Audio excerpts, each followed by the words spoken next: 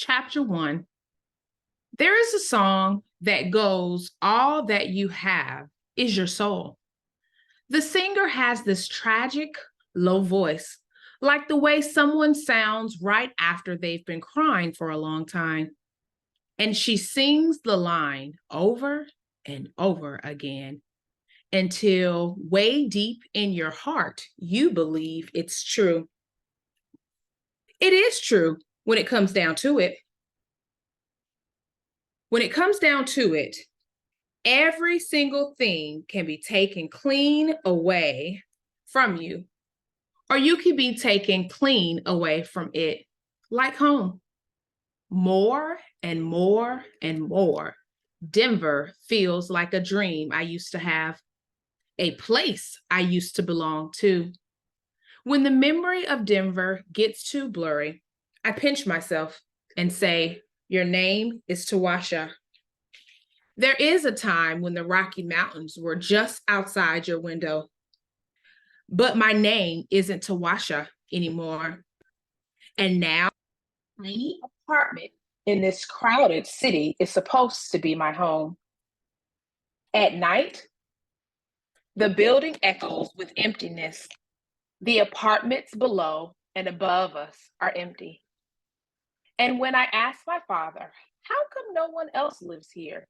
He tells me they will come, that eventually someone else will move in, that the feds thought it'd be best to move us to a building that was empty. I don't believe my father, though. My father is losing his mind because all of us are. Yesterday, I saw a girl who looked like a girl I used to know in Denver. And I got so scared and happy all at the same time that my head felt like it was going to lift straight up off my shoulders. As she got closer, I wanted to scream her name. I wanted to say, "It's me, Toswiah Green." When the girl got closer and I realized it wasn't who I thought it was, she smiled and I smiled back. That was all. Two strangers being nice. She probably didn't even remember it an hour later, but I did. And hours after that, too. Even though I was relieved I didn't know her, relieved but sad. Is sad the word I'm looking for? No, it's not big enough. What happened inside of me is much stronger than sad. Sad is stupid. It doesn't hurt like this. It doesn't even tell even a little bit of the truth. That this missing is like someone peeling my skin back each time, peeling it back and exposing everything underneath it to air. Hollow, empty, frustrated, lost, lonely. There are so many words, and none of them work. Some mornings, waking up in this new place, I don't know where I am. The apartment is tiny. The kitchen is not even a whole room away from the living room. Just a few steps and a wide doorway with no door separating it. Not even one fireplace.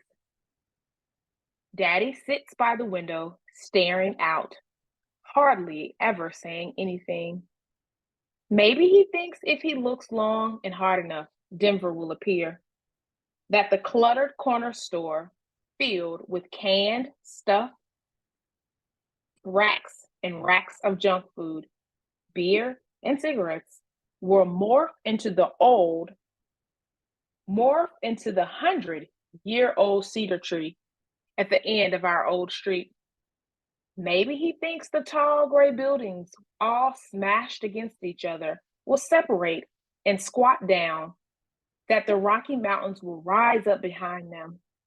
I want to say, "Daddy, it's never going to happen." But I'm afraid he'll break into a million pieces if I do, because the skin dust floating around the room. I want to say, "Daddy, You did the right thing, but I don't know if that's true. When Daddy looks over to where me and my sister Anna sit, watching TV, he looks surprised, like he's wondering why we aren't downstairs in the den. No den here, though. No dining room. No extra bathroom down the hall and at the top of the stairs. Just 5 rooms with narrow doorways here. Floors covered with linoleum. Walls all painted the same awful shade of blue. At night, the sounds outside are unfamiliar. Cars honking and people yelling. Fire trucks and ambulances. Anna, in the bed across the room from me, is too close and strange. Every morning, I wake up expecting to see the mountains outside, to sit on the edge of my bed and force the memories to come.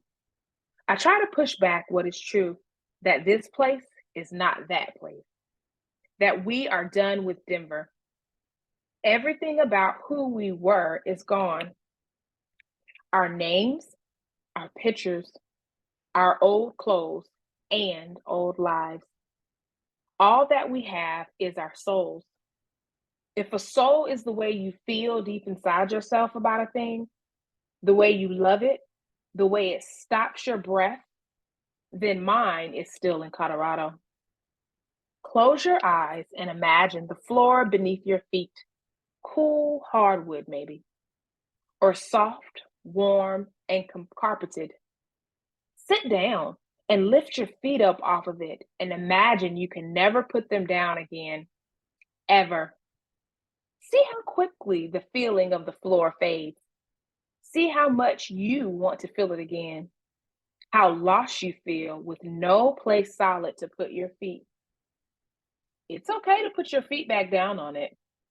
Maybe in your lifetime, that floor is not going anywhere. Imagine your best friend's smile, how you remember it from its front teeth missing days until this moment. A year after the braces have come off and she's finally a year after the braces have come off and she's finally learned how to comb that mess of hair, the boys falling all over themselves for her. Her name is Lulu.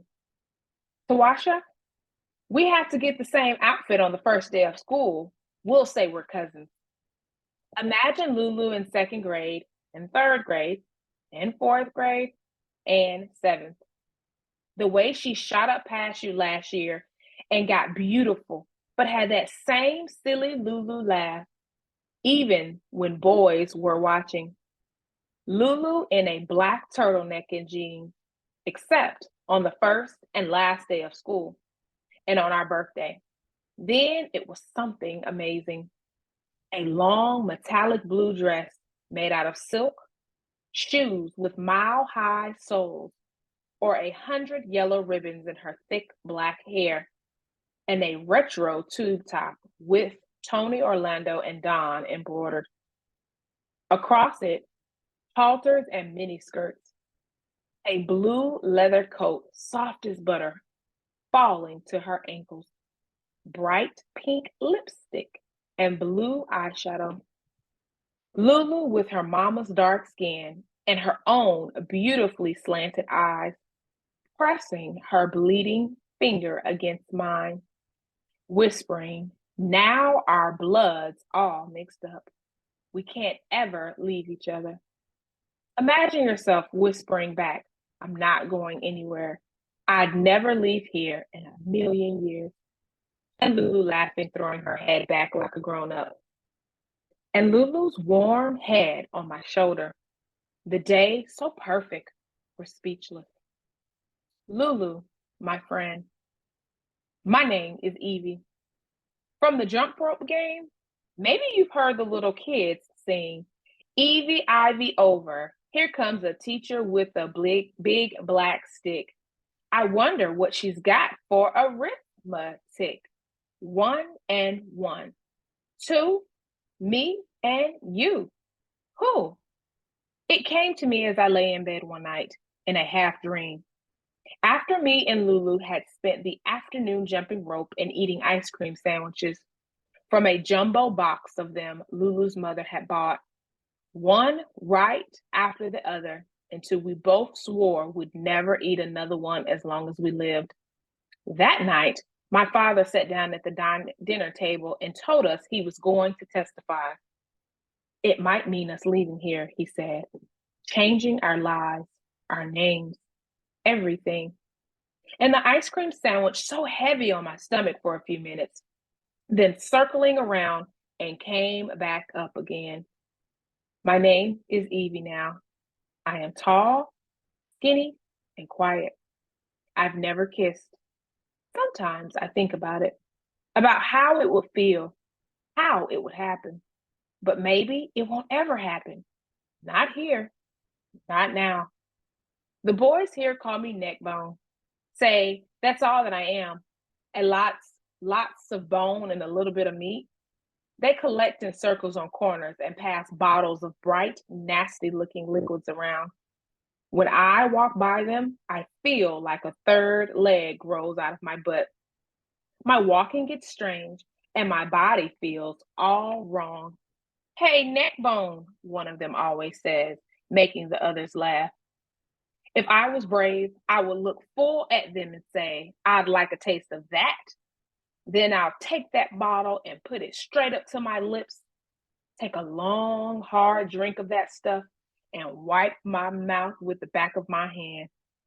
If I was brave, I would slide one of my hands past my waistbands of my pants and just stand with it there like they do, holding on to whatever. If I was brave, I could belong somewhere. My name's Tawasha. I'd say, Tawasha Green. Have you heard of me? But my name is Evie now, and I've never been brave. When I lived in Denver, we skied and snowboarded. Cameron wasn't afraid. She'd go up that expert slope and take off. Sometimes I'll stand all bundled up at the bottom of the mountain, watching my sister moving toward me. As she got closer, I'd see that she was smiling, smiling with the snow flying up around her. The sound of her snowboard swishing toward me always made something inside me jump with love and the beauty of it all. Cameron was the brave one, popular, smart. If you try really hard, she used to say, maybe a little bit of me will rub off on you. And I'd stick out my tongue at her when she said this. I did try because I wanted to know what it felt like to come down that mountain, grinning and beautiful and free. Hey, Neckbone, one of those guys always says, show a brother some love. I can never really tell anybody the real truth, but I can write it and say the story you're about to read is fiction. I can give it a beginning, middle, and end, and a plot. A character named Evie, a sister named Anna. Call it fiction because fiction is what it is. Evie and Anna aren't real people. So you can't go somewhere and look this up and say, now I know who this story is about. Because if you did, it would kill my father. Summer. Mama's making pork chops and singing at the top of her lungs. She sings the words over and over. We come from the mountains. We come from the mountains. Let's go back to the mountains and turn our world around. It's Cameron's 10th birthday. So Mama just laughs when Cameron stands on a chair and says, I'm in my 2-digit numbers now. Cameron's hair is so wild around her head. One of her side teeth looks like a fang, and the 2 front ones stick out past her lips. Mama and Daddy are threatening braces. When Cameron hears them talking about it, she closes her mouth and tight and runs. Outside, the sun has gone down, but the kitchen is still hot. Mama looks out the window at her eyebrows. Mama looks out the window and her eyebrows knit up. But she keeps on singing, even though it's already late and Daddy's not home yet. Sometimes she says, I wish I wasn't married to a cop. She smiles when she says it, though. Like maybe she's both sorry and proud. And later, Cameron, with her braces on, sneaking looks in the mirror when she thinks no one is watching. At 11, 12, then 13, and the braces plied off, her teeth cleaned, her lips spreading across her face to grin every time she could think to. And in the evening, back in the mirror, whispering to herself, I am beautiful. Mama in the kitchen, older now, but still glancing out the window at the nights when daddy's late getting home.